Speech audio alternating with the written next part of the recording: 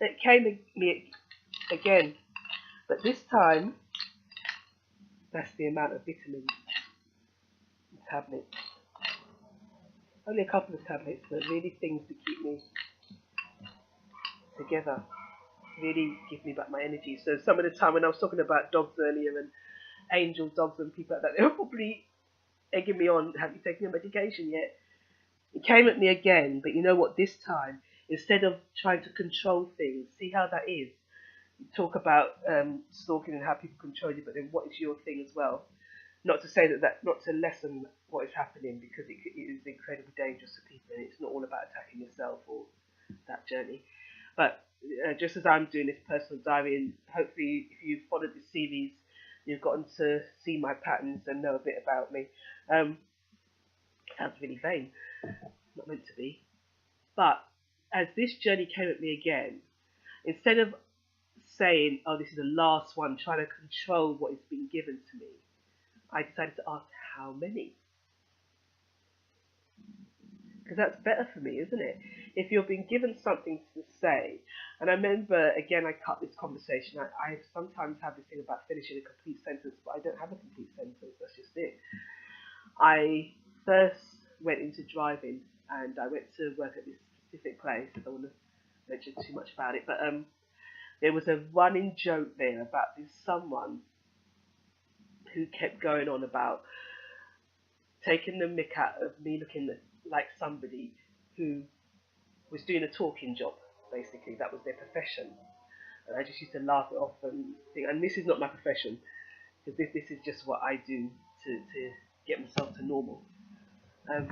You know, that's really interesting. That really that just came to me as I was just getting ready to boost my energy and strengthen everything else.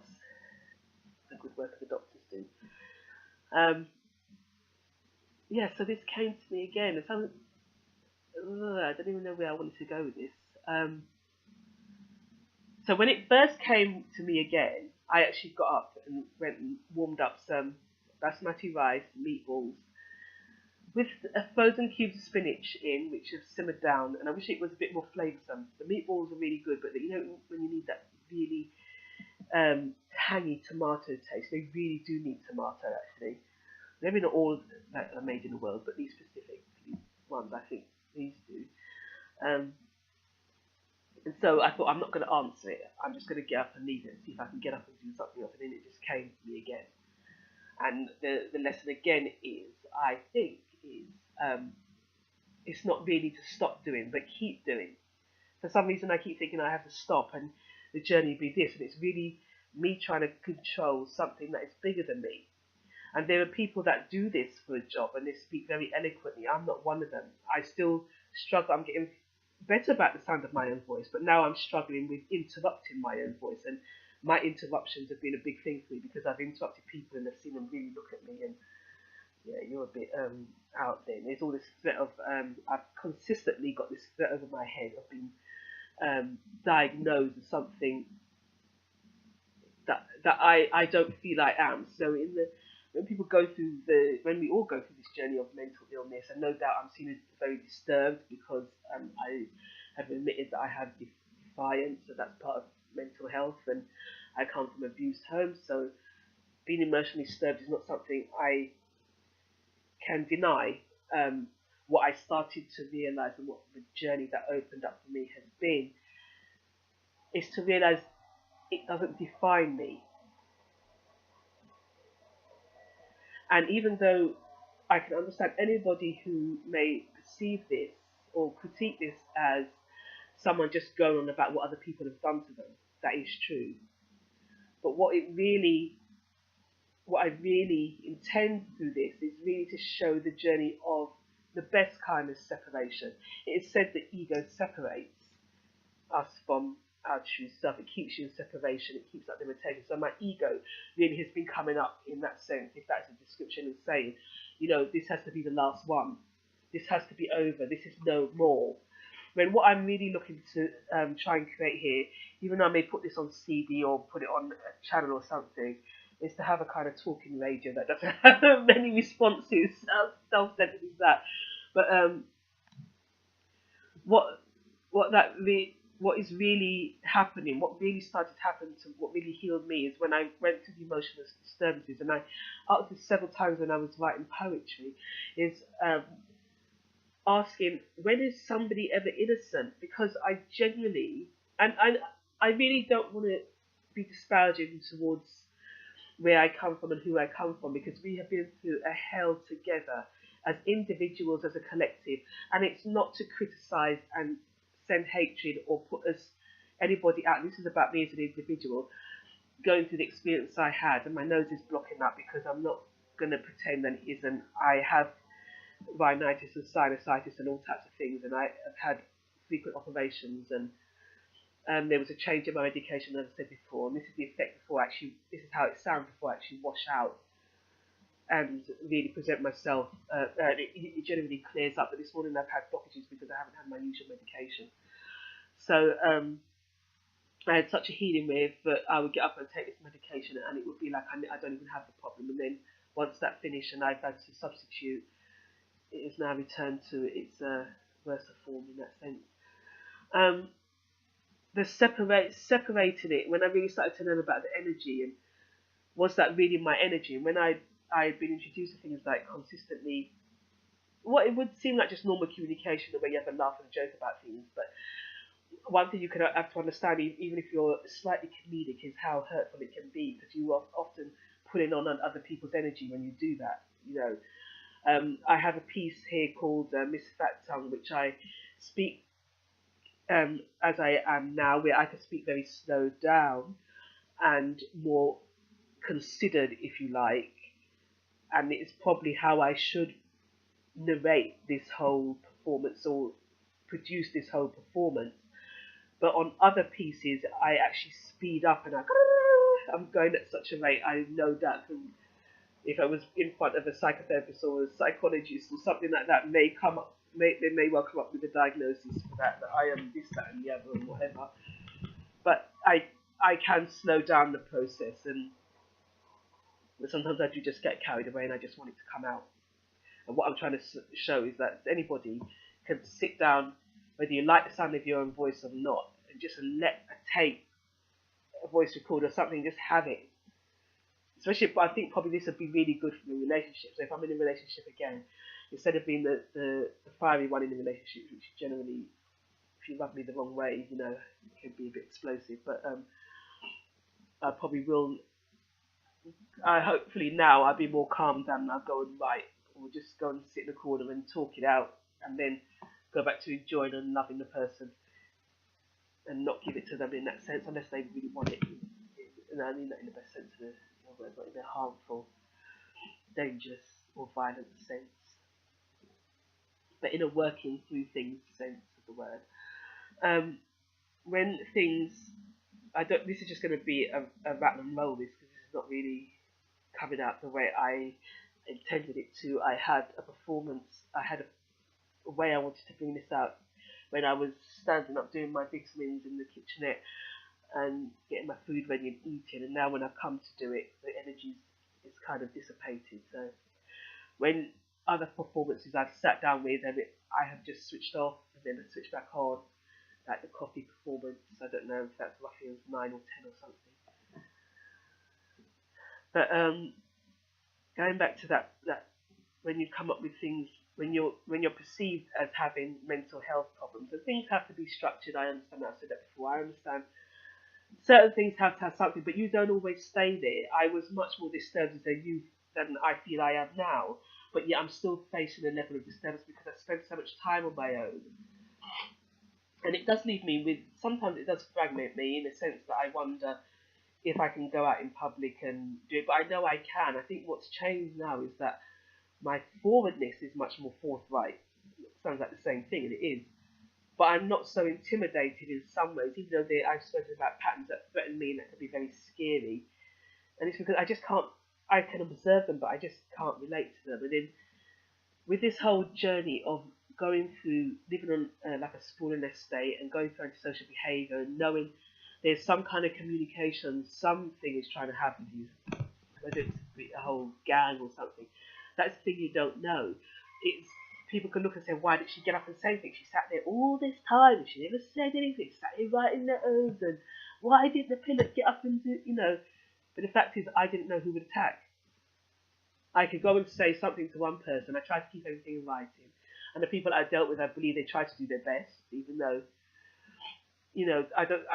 I now look back and I think I wonder if they're part of the process at the times, to be honest. I say that without accusing, but it was such a situation that it was bigger than anything. Somebody was just pulling something off that was so big, and you just don't know. So I just had to my solitude, thank God, was always my friend. It was something that kept me even when I was a child. And everybody goes through that way. Your friends, I'm not speaking to you, I'm speaking to her, and you snide off here and you do and all this kind of thing. No matter what, I have always known is that I could always be, and I have always been, my own best friend. And any individual can be that way, I believe. Dare it be for me to preach, even if you're being bullied at school, bullied at home, you're the one parent everybody in the family's against, or most importantly, because this is what I didn't mention when I was going on again in the last part of the series, about people coming from broken homes and one parent getting up and leaving, providing you've had parents, but you may be in a care situation where you're in a home and you're taken care of by carers, counsellors who work a shift, so you have such and such person from 9 till 12, somebody else from 12 to 3 o'clock, and these are different individuals who are working a shift, which you can still find be loved and be cared for, but you won't have that sense of parent. You wouldn't have had the same experience as being in a two-parent family. I'm not saying you wouldn't have a parental experience of the people that look after you are not professional and don't love you. That is not what I'm saying. It's just a slightly different dynamic. What I don't want to do is leave out the understanding that there are people out there who don't grow up from one or two parents, but grow up being parented by a group of people. So you may be on a commune where you, even though it may not be legal for one person to marry several people, that you may have come from a family where there's only one father, but there's been several mothers who all look after the children. Or you might have been sent to care, and it may have been a really good thing, a blessing, or gone away to boarding school, and you spend most of your life there rather than in your own home. But all of that still shapes you when you get to the adolescent stage, and you start to form your relationships and your attractions, even maybe you form that a bit before, or you just start to get interested in that thing, and then that's when your patterns start to form. So if you're able to be counselled and advised and nurtured towards really looking and seeing if you can heal past aspects that have been abusive in your life, so that you don't feel less sense of worth that will make you attract the abusive partnership. It doesn't matter even if you're dating as a teen, even then. How is that person treating you? Are you going to say yes to what you really like? Do you really feel what you really like, or have you always been focused on other people telling you what that is? Can you begin to feel what it is? For me, when I was growing up in adolescence, one of the things that I knew I definitely didn't want to commit to was religion. I really knew myself, and I wouldn't allow myself to be prodded or pushed into being baptized into religion, or what I should say, I don't want anything that makes me call myself by another name. In a sense, I don't want to say, "Oh, I'm Christian." Even though at one point I said I do feel strongly, I still feel very strongly to the faith of spiritualism and healing and things like that. But really, still, I don't want to be. I am my name, not something else. Even though I have created a business name, I've created the strap lines and things like that. That is not me. That's that entity that allows me to flourish within it. I didn't want to let go, and I think this is a lot of repeating that idea. The thought, thinking of, brief idea, if I may, of people who grew up in different structures, because see how simple it was. I said in one segment, what about those people who don't have family, and society is so geared towards talking family. Then I went headlong into a conversation about it being just about family, the different aspects of person that leaves, and what it's really like to grow up in a broken relationship where the communication is very aggressive, and sit there wishing that you could actually find your real parents, or actually almost wishing that the two people will just go their separate ways and find other people to love. Because as much as it is really appears to be very nice to have the one home, and when it works wonderfully, whether you're in care home or not. It's the same whether you're in care, you're in a commune, or you're in a traditional two-parent family, regardless. And that doesn't mean just mummy and daddy. That may be daddy and daddy. That may be mummy and mummy. It's equal. So I come from a heterosexual point of view, and I don't need to be prejudiced by doing that. But when I speak, and even when I write, I try to write across the board to be inclusive of everybody, from my own ignorance and simplicity. And I think if somebody else connects, I remember being that young child in the wilderness and looking for things that resonated with me, and that really helped me when I could read about, when people didn't always feel good about their parents, and they spoke against what they were very different to how their parents were. And even though you come from a background where it's very critical and judging, and it's all about this, that, and the other, you may come up and you may be really soft, but you are so clear to yourself that you are going to choose to put on a specific front to get you through the years where you can't afford a mortgage, you don't have a job, you cannot run the streets on your own, like so many children have done and are doing. And you have enough about yourself to really decide, okay, I don't fully understand what is happening here, but I know I'm going to have to build something, because I know I'm really soft inside and I've got to survive. As so many things happen to you when you're coming up, and if you're coming up through tribulations, it will come back to you on different levels, and it's whether you can really start to recognise it.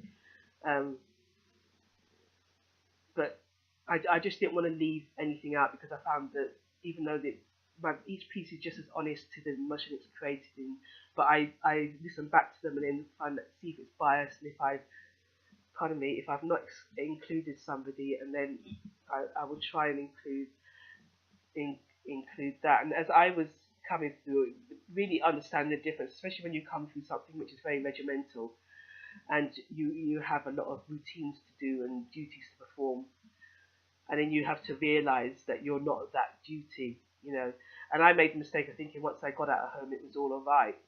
I didn't understand. I knew something was there. I knew there was a spiritual something that I used to connect to, be it the Holy Ghost, the Holy Spirit. I always used to speak about, and that's something that was freely spoken about, whether your spirit resonated with something or not. That was always there. I always knew I could be my own best friend. I knew I had contact with something spiritual. That I questioned religion all the time. I didn't know the law of attraction to be as it is now, how I can call it. I knew something worked in the universe. I knew if I put something out, something else would come of it. And I knew if I focused on something else would let go. I knew that. That's the only way I could put it. I couldn't articulate it as I'm trying to do now.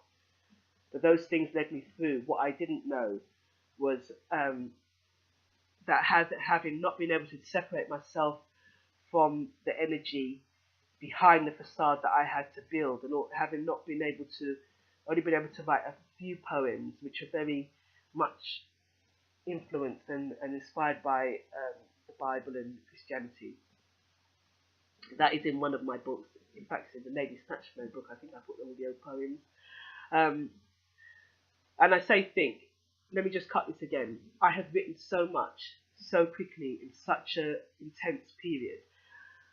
I think I've got all the order right, but I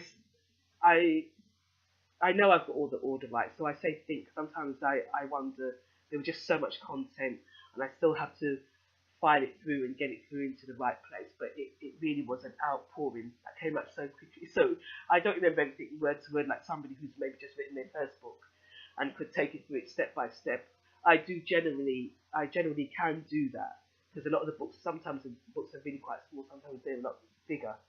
So maybe I could have just written one huge book, but I didn't. But sticking with that until I started to chip away at the facade of comedy and Miss Tough and Feisty and all that kind of thing that I put in front of me, I wasn't realizing that would start attracting my relationship.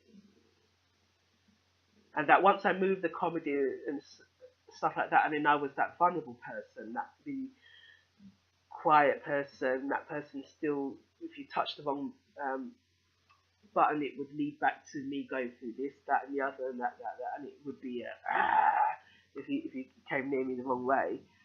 So then there was that layer to deal with, and so that attracted, because I don't know where it was to get past that, so not to attract the person that is going to leave you stood up night after night and leave you not trusting and too scared really to go near anybody else because you just don't want to be let down again. And not that the dates were that brilliant, but they were what they were. I don't want to say it was, I don't deal with what was negative. It's really something, but you just don't know unless you have somebody. You have to have a type of parent or somebody else in your life. It may not be a parent, it may be your school friend or somebody else you connect with. If you connect, some people come up and they don't connect and they go through the journey of solitude from a very early age.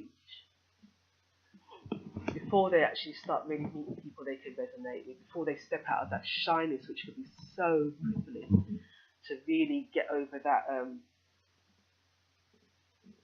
that thing where you can't really speak. I remember I went to college and I don't think yet I went into the refectory at college. I was too shy, just all the people being there. I remember it was the email of things being quite punky in the early 80s. I remember managing to get into trying to look like how I wanted to look, wearing my hair out a bit, wearing this pale blue jumper with this pencil skirt, kind of, I probably sewed it together by hand. It's a very narrow skirt and really trying to be trendy with these slippers, shoes and stuff like that, and was really starting to step out and be myself. It was a big thing for me to start stepping out of restrictions of religion as well, and just being what is called worldly, which to me was just very normal. And probably what I wanted to do at that time was really go and sit in a pub, and I managed to go to the theatre and absolutely love it. And I went by myself, I think, at that time, and really, I just loved all the grungy type of fashion and just the freeness of it. It was just, and it's just normal to other people. There wasn't no freeness about it, or no big deal about everybody wearing bleached out t-shirts and dirty jeans and big thick mascara under it. That was just it. It wasn't no big statement, just what people did in the day. But to me, coming from quite a sheltered place of looking neat and clean every weekend when you have to go to church, it was a big deal. Another half an hour gone, chatting. But that's what this day is. Really, biggest lessons, that big, not closure, don't shut up. All the way through 2015. Well, not so much through 2015, once I started to get into momentum with it and getting things out, but more this year, I've really wanted it to start coming to an end or change or go to a different level. I haven't wanted to accept this as it being, this is it. I feel I should have probably called, said I'm prepared, I'm ready for work, I could go on the booking tonight.